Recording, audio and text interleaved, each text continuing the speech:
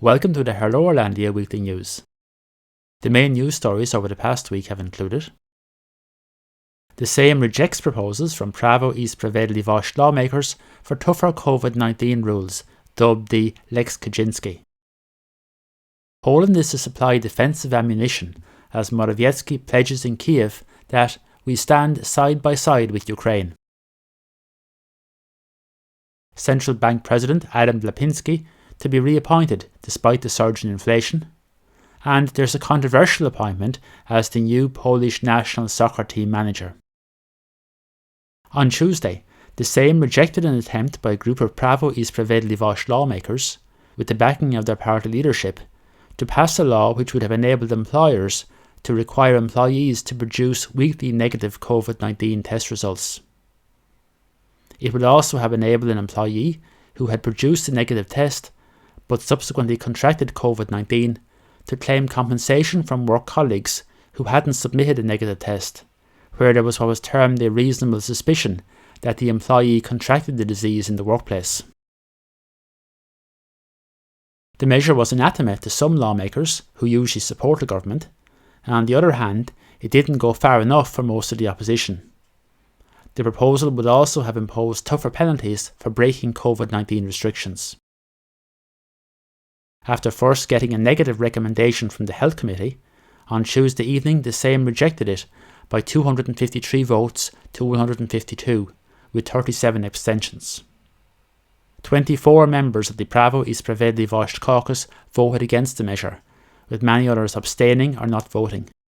One of the government rebels, Janusz Kowalski from Solidarna Polska, elected on the Prawo i Sprawiedliwość electoral list, tweeted afterwards, "No to a left-wing sanitary policy that is going to bankrupt Europe. No to COVID passports. No to discrimination. Yes for COVID-19 treatment. Yes to improve the health service. Let us support Poles and fight for their freedom."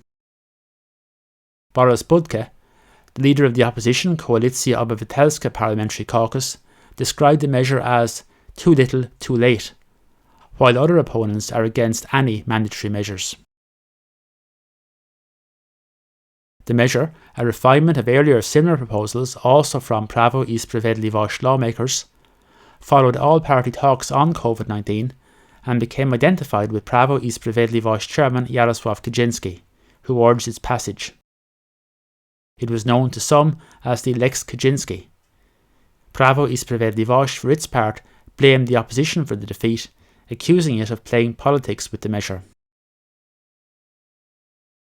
Also on Tuesday, Marlene Malonch, the Minister of Family, Labour and Social Policy, said that in view of the recent move back to distance learning for most pupils, qualifying parents and carers can again claim an additional childcare allowance.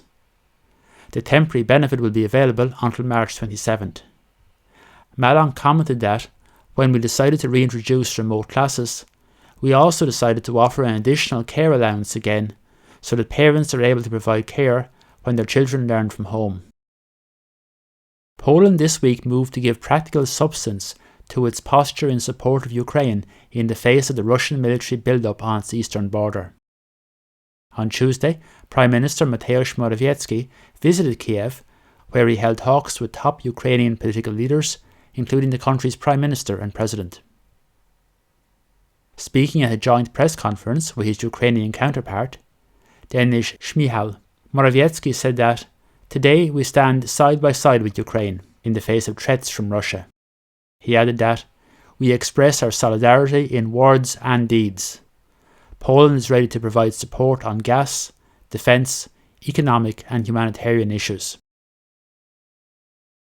The Prime Minister confirmed that Poland would send tens of thousands of rounds of artillery ammunition, light mortars, man-portable air defence systems and surveillance drones to Ukraine. Morawiecki told reporters in Kiev that, "Our part of Europe does not experience earthquakes or volcano eruptions, but living in such close proximity to Russia, we have a sense of living at the foot of a volcano." Morawiecki repeated Poland's stance against Nord Stream 2, calling on Germany not to bring it into operation. He commented that, "Through launching this pipeline, Berlin is loading Putin's pistol, which he can then use to blackmail the whole of Europe." On Monday, it was first confirmed that Poland would provide defensive ammunition to Ukraine. The decision was announced by presidential aide Paweł. He said that Poland's contribution comprised tens of thousands of defensive ammunition units, ready to be supplied at any moment. It followed the meeting of the National Security Council last Friday, where President Duda conferred with government and opposition political leaders and security officials. On Wednesday, it was reported that the US had decided to deploy additional troops to Eastern Europe over the coming days, including approximately 2,000 to Poland. The move is intended as a show of support for NATO allies unnerved by the crisis over Ukraine.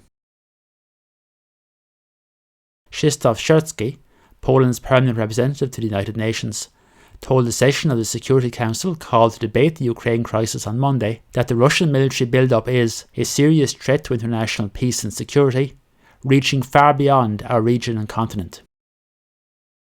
Foreign Minister Zbigniew Rau started a 4-day visit to the US on Wednesday. A spokesperson for the Ministry of Foreign Affairs commented that the visit could give a new lease of life to Polish-US strategic dialogue. Rau is due to meet with Secretary of State Antony Blinken on Saturday and will also hold talks with congressional leaders during the visit. Poland has indicated its willingness to use its energy infrastructure to assist Ukraine. State-owned PGNiG said on Tuesday a cargo of liquefied natural gas expected to arrive in Poland from the US later this month will be regasified and sent to Ukraine via the Polish gas transmission network by the end of March. PGNiG President Paweł Morawiecki said in a statement that, thanks to investment in gas infrastructure, we can strengthen the energy security of the region by ensuring access to various sources of natural gas for our customers.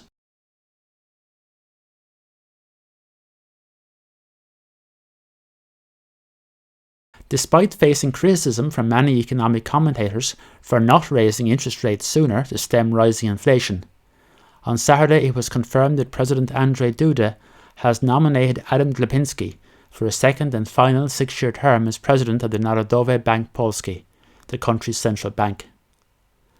Glapiński is reported to be a close friend of Jarosław Kaczyński. Duda's nomination of Glapiński is subject to confirmation by the Sejm. His chief of staff was quoted as saying that the president is satisfied with Glapiński's record, including his efforts aimed at limiting the economic impact of COVID-19. Glapiński himself has pointed out that the rate of inflation is not the only measure of economic success or failure. His current term of office ends on June 21st. There's been a controversial appointment as the new Polish national soccer team manager. On Monday, the PZPN announced that it was giving the job to Czesław Michniewicz, the former manager of Lechia Warszawa. The president of the PZPN, Cezary Kulesza, revealed the choice at a news conference, during which journalists posed questions about alleged links between Michniewicz and an individual at the centre of a notorious match-fixing scandal in the 2000s. Some commentators have suggested that controversy should have disqualified Michniewicz from holding such a prestigious post as national team manager. Michniewicz vigorously defended himself at the press conference and never faced charges in relation to the controversy. The new appointment runs to the end of the year, with options for an extension or earlier termination. The key task facing the new manager is, of course, to navigate a path through the playoffs for Poland to make it to the World Cup in Qatar. Kulesza tweeted that, "I believe this is the best choice for our team ahead of the upcoming challenges. Our minds are now focused on Mission Moscow." Poland will face Russia in Moscow on March 24th. If the team win, they'll face either Czechia or Sweden at home on March 29th for a place at the finals. In a video message on the PZPN website, Michniewicz said that, "Today, my dream has come true. I'm proud, but I know what's in store for me." That's all for this week.